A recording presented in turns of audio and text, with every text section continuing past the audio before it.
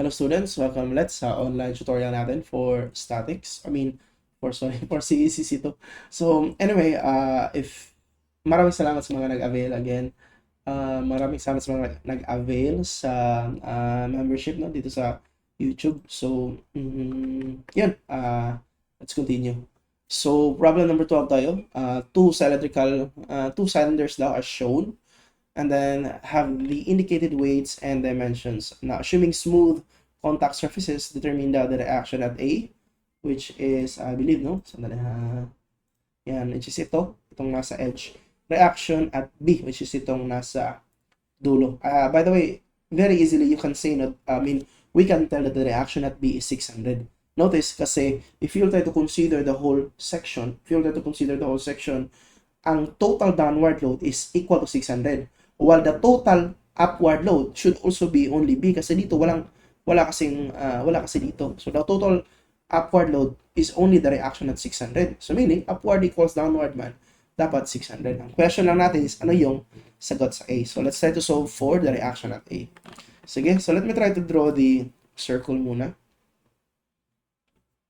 Okay, so ito, sorry. Yan, and then yan. And yan. Okay. And then we have paano ba to? Medyo pangit yung circle natin. Agoy. Sandali. Yan. Sorry. Yan. Okay. But anyway, I hope you get the idea. Ang importante lang naman dito is yung center ng mga circles. Sige. So, I will connect the center of the circles. Ito. Kailangan kasi natin later yan para sa inclination. So, you'll draw a triangle from the center of the circles. So, yung circle number 1 natin, ang diameter niya is 4. So, the radius is 2. So, meaning this is 2m. While ang isa, ang diameter is 1. Ang radius is 1. So, this is 1m. So, if 1 and 2, I hope you'll agree that the total, hindi ito lang, no? Tama. We can actually solve the adjacent side of the triangle. Tama, we can solve the adjacent side of the triangle. Kasi kailangan natin yung inclination. So, kailangan natin either adjacent or opposite side of the triangle. So, adjacent side or yung base yung base ng triangle.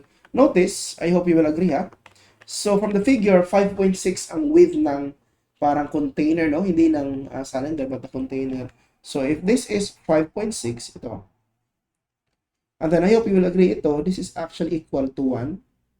Diba? That's the radius. And then, ito naman is actually equal to 2. Therefore, itong gitna, which is also equal to the base of the triangle, is actually equal to 2.6. Diba? So, meaning this is actually equal to 2.6.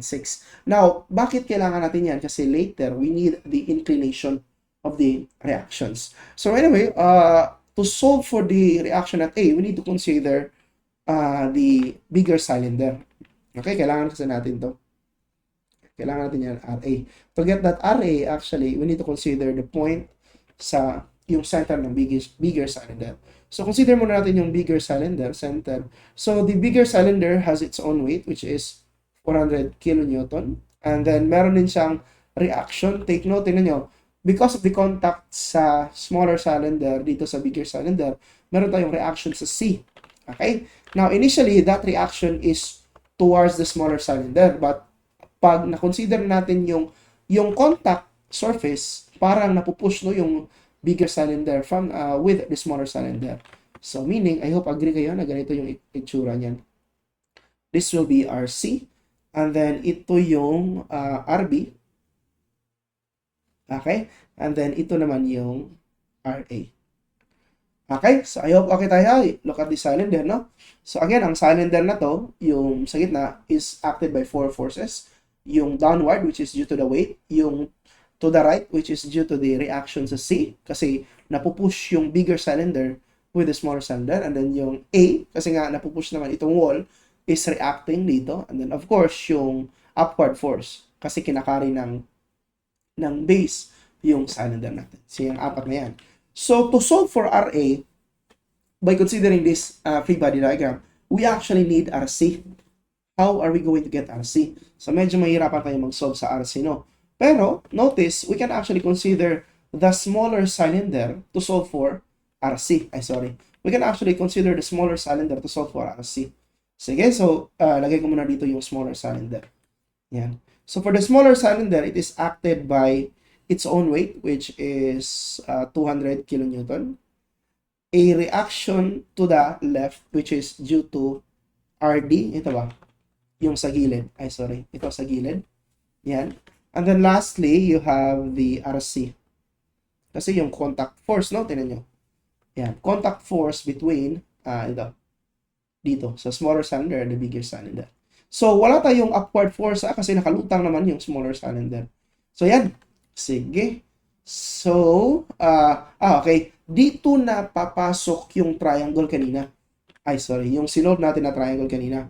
Kasi we will be using the triangle to solve for the inclination nito, yung angle dito. Okay? By the way, if that is theta, I hope you will agree, no? Na from our triangle, ito, di ba ito yun? Theta. So, ito dapat yung theta. Okay? So, anyway, lipat muna natin yung mga figures na na-draw natin dito sa kabila. Okay. Sandali. Ito muna. Yan. I think importante yan. So, lipat natin yan.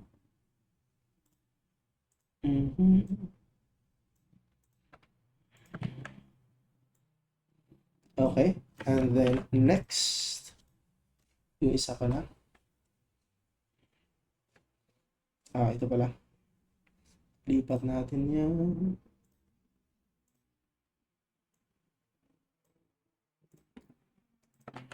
Oops. Okay.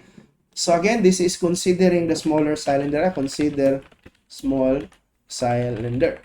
Okay? And then sum up tayo ng Sum up tayo ng forces. Kailangan kasi natin yung RC. So I think it's best that we can sum up forces vertical lang. It's equal to 0. Kasi pag nagsama tayo ng forces horizontal, we still need RD. So RC lang naman yung kailangan natin. Sama tayo ng forces vertical. Now, looking at the figure, summing forces vertical is equal to 0. Upward equals downward. Now, upward force, notice RC is actually upward. So that's RC, is it sine or cosine? Based on our figure, that is actually sine theta. Diba? RC sine theta. Kasi yan yung theta natin is from the horizontal. Pero instead of using sine theta, you will look at, titingnan natin tong triangle natin ito. Notice from the triangle, by the way, kailangan natin ng opposite side ng triangle. So, ano ba yung opposite side ng triangle? You can use ito, for the opposite side of the triangle. So, that's 3 squared minus 2.6 squared. By the way, I'm solving the opposite side of the triangle. Tawagin natin itong h. Yan yung h is actually the height of the triangle ito. Okay? Sir, bakit kailangan mo yung h? Kasi, ang sine theta, I don't want to solve for theta. Kasi medyo matagal na. But instead, I can actually just look at the triangle. Diba? Ano yung sine theta based on the triangle? Sine theta is opposite over hypotenuse. So that is h. Papalitan ko to. Instead ng sine theta, I'll just actually write h over 3. Diba? So ito na yung vertical component of RC. Okay? And then that must be equal to 200. Okay? Downward. So meaning, masusolve na natin ang RC. So, by the way, you can use your calculator. Ako, ito lang yung gagamitin ko kasi para diretso na sa cube. Okay, so again, that is RC times sine theta, but instead of sine theta, I can just look at the triangle, and then looking at the triangle, sine theta is opposite over hypotenuse. So RC is 400.892. Okay, so after RC, ano ba yung sunod? Okay, so once meron tayong RC, we need to consider the larger sphere, okay, or the larger cylinder. So, ito, lipat natin to. Lagay natin dito. Ayan, para masolve natin ang RA. Okay? So again, ang RC, nakalimutan ko. Ang angle dyan na is nandito. Hindi yung theta. So, copyhin muna natin ulit. Kasi kulang, baka malito yung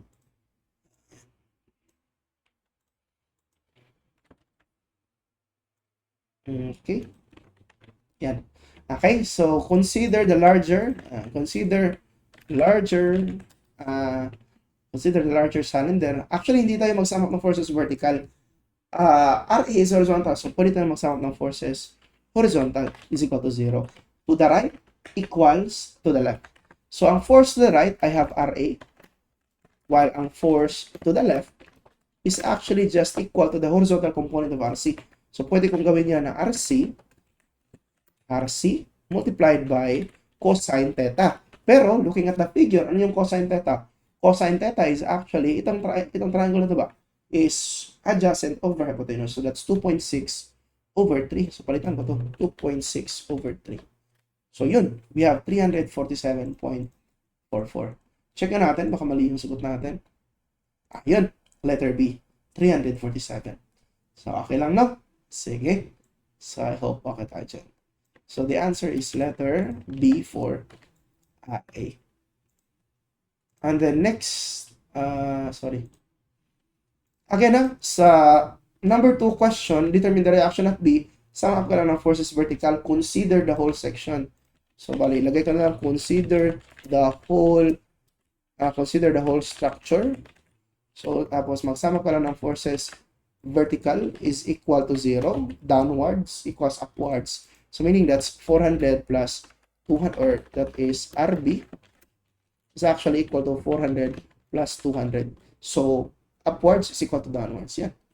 Diretso na. So, RB is 600. Okay. So, I hope okay tayo dyan.